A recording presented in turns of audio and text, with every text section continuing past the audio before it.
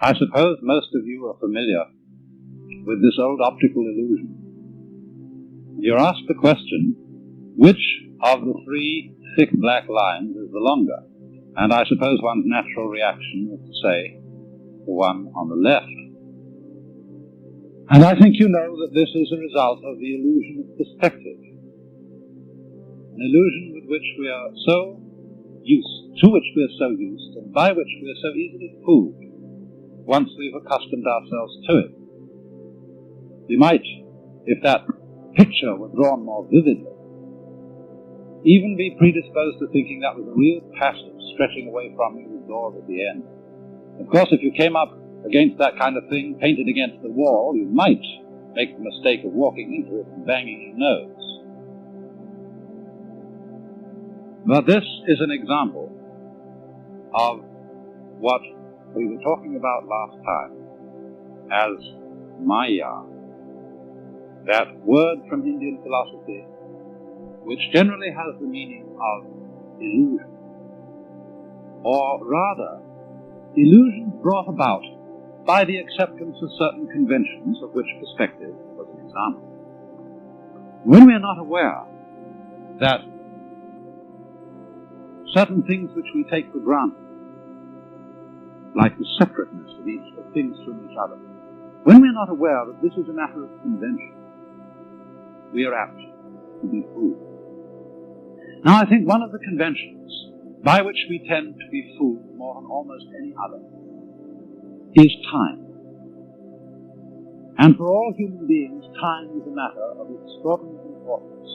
And perhaps this is one of the principal ways in which we differ from animals. Because man has been called a time-binding animal. That is to say, a creature who is vividly aware of the fact that his life moves, as it were, along a line from the past through the present and into the future. Animals apparently live pretty much moment by moment. They don't appear to have very strong memories, but because man has a strong memory, he is able to bear the past in mind and, as it were, cast it forward into visions of the future based upon what has happened in the past. And therefore, although this facility gives man the most extraordinary ability to plan his life, to prepare for future eventualities, at the same time, there is a very heavy price which he pays for it, and especially if he takes this ability too seriously. In other words, if he doesn't realize that the true reality in which he lives is the present moment now. For example, the animal probably doesn't concern itself very much with problems of future disease, death, or starvation, things of that kind. If an animal sees another dead animal lying around, I don't suppose he thinks to himself, well, one day that's going to happen to me. Rather, he just sees a dead animal, sniffs it, sees whether it's good to eat, and wanders away. But for human beings, it's entirely different. Because we actually spend most of our time and a great deal of our emotional energy living in time which is not here, living in an elsewhere which is not concretely real.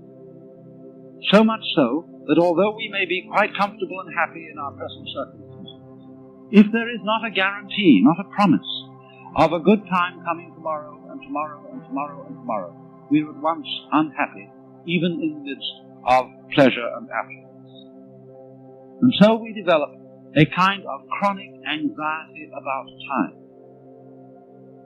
We want to be sure more and more, because of our sensitivity to the feeling of time, want to be sure more and more that our future is assured. And for this reason, the future becomes of more importance to most human beings than the present.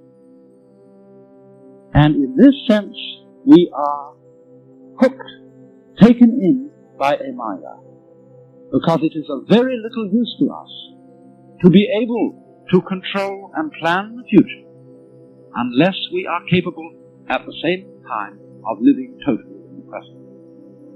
And so, when in civilized societies we spend so much of our time living in the future, we become very much like those celebrated donkeys, you know, that have a carrot fastened on a stick that's tied to the neck, you know, behind here, and it comes over, and there's the carrot dangling in front of them. They pursue it, but could never reach it. And so in exactly the same way, it's that way with us. My goodness, don't you remember when you went first to school? You went to kindergarten. And in kindergarten, the idea was to push along so that you could get into first grade. And then push along so that you could get into second grade, third grade, and so on, going up and up. And then you went to high school, and this was a great transition in life. And now the pressure is being put on. You must get ahead. You must go up the grades and finally be good enough to get to college. And then when you get to college, you are still going step by step, up to the great moment in which you're ready to go out into the world. And then when you get out into this famous world, comes the struggle for success in profession or business. And again, there seems to be a ladder before you, something for which you're reaching all the time.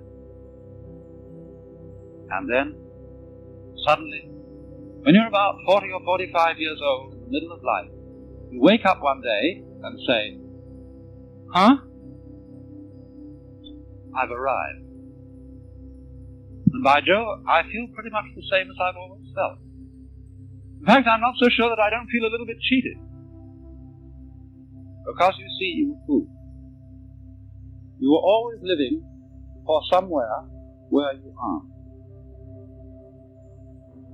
And while, as I said, it is of tremendous use for us to be able to look ahead in this way and plan, there is no use planning for a future, which when you get to it and it becomes a present, you won't be there. You'll be living in some other future which hasn't yet arrived. And so in this way, one is never able actually to inherit and enjoy the fruits of one's actions.